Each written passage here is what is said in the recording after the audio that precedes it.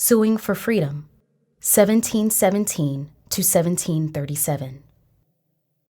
In 1717, John Jackson won his case against John Stone for the unlawful purchase of Joan and Jerry.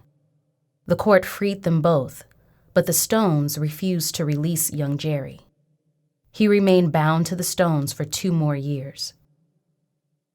Joan returned with her husband to the Rogers estate, working as hired labor. Shortly after Joan's return, the Jacksons' last child, Jacob, was born.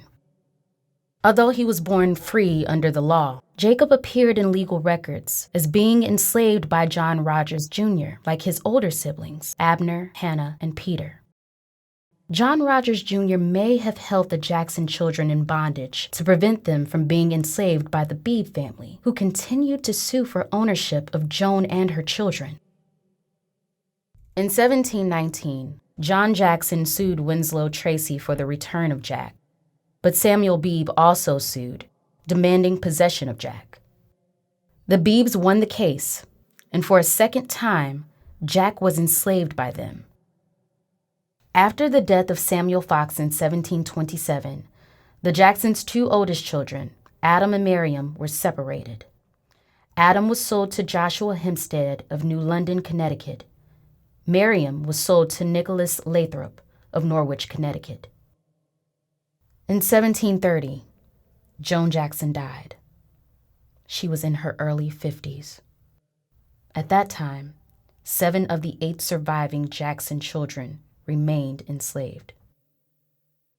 In 1731, John Jackson successfully sued for Jack's freedom from the Beebe family. A few years later, Hannah, Peter, and Jacob were freed by John Rogers Jr. Abner, however, remained enslaved.